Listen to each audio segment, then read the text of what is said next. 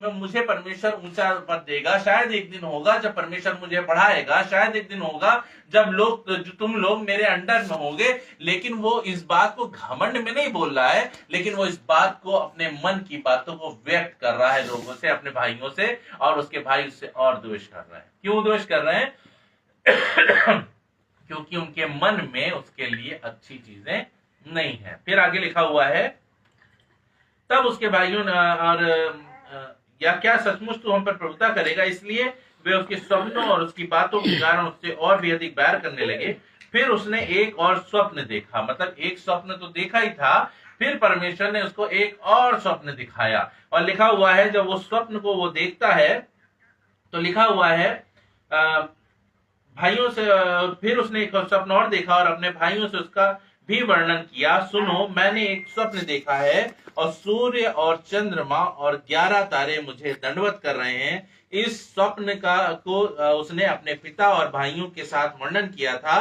तब उसके पिता ने उसको डांट कर कहा, ये कैसा स्वप्न है जो तूने देखा है? क्या सचमुच मैं और तेरी माता और तेरे भाई सब जाकर तेरे आगे भूमि पर गिर के दंडवत करेंगे?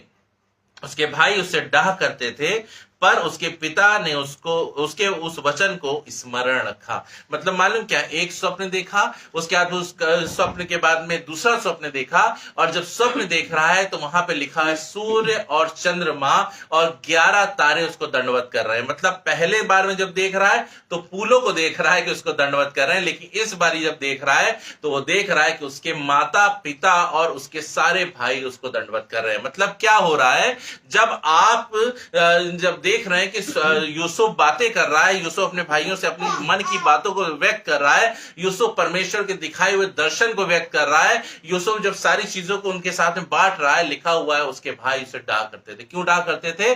जब आगे पहले ही हम पढ़ेंगे तो वहां पे लिखा है, उसके लिए जब बाप ने उसके अंगरखा बनाया, बहुत खूबसूरत अंगरखा था, रंग बिरंगा था, और उसको देख करके उसके भाई उसके डाह कर रहे हैं। क्यों डाह कर रहे हैं? क्योंकि वो अपने बाप का बहुत प्रिय है। शायद उनके लिए वो चीजें वैसी नहीं रही होंगी जैसे यूसुफ के साथ में याकूब करते रहे होंगे, जैसे यूसुफ का नेचर याकूब के नेचर यूसुफ के साथ रहा होगा, इसीलिए शायद उसके भाई उससे प्रेम नहीं रखते थे। लेकिन मालूम बात क्या है?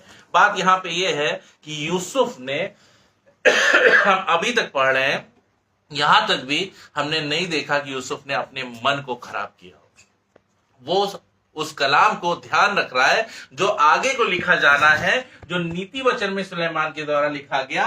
लेकिन उस वचन को वो पहले से अपने मन में रखे हुए है कि वो अपने सबसे बढ़कर अपने